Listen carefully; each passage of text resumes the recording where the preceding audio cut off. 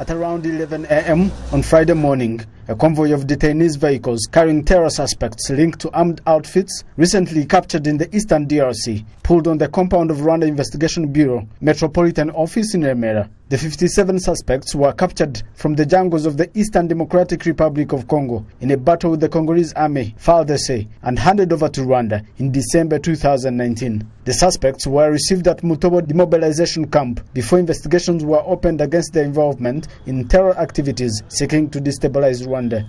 They include 29 from P5, 5 from LUD Urunana, 7 from FDR Foka, and 14 from MLCD FLN coalition. Some of the suspects who managed to speak to the media regret the time spent in the jungles fighting to destabilize their homeland. They blame their subversive activities on some ill-intentioned Rwandan dissidents living abroad, including Belgian-based former Rwandan Prime Minister Faustin Twagiramungu and Paul Rusesabagina.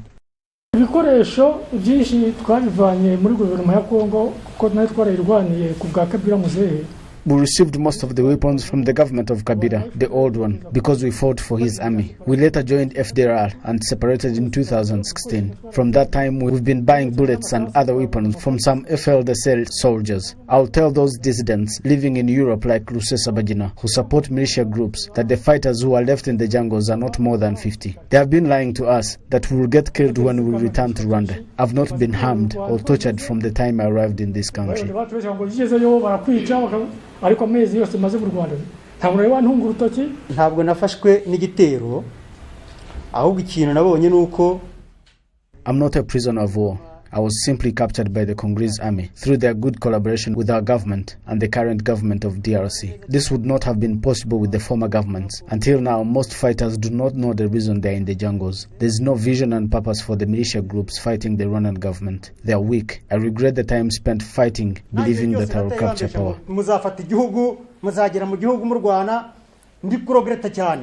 Naje gufata umwanzuro wo kujya gukora masters muri Makerere University. I had gone to do my master's program at Makerere University, where I met a rich man who told me that he had mines in DRC. He promised to pay me a monthly salary of $2,000. I moved to Walikale region, and that is how I found myself in a militia group fighting against the Rwandan government. Looking back at all I've gone through, all I can do is to apologize to the Rwandan people and ask the government for forgiveness because I wasted my time.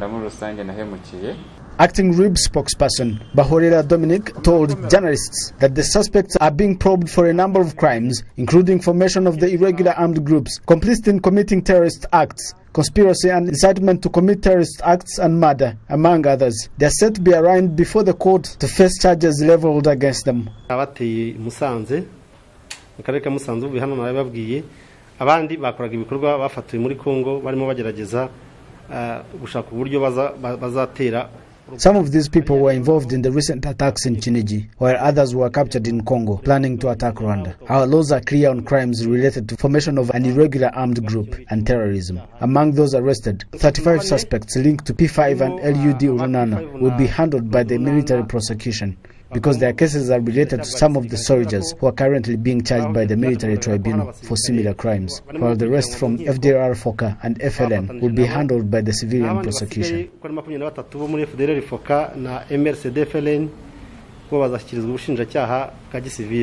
Among the 57 suspects, 5 are at the rank of general, 3 are colonel, 2 lieutenant colonels and 2 captains, while others are junior fighters and 1 civilian who acted as the deputy secretary general of FDR Foka. Reporting for RwandaTV News, Athan Tashobya.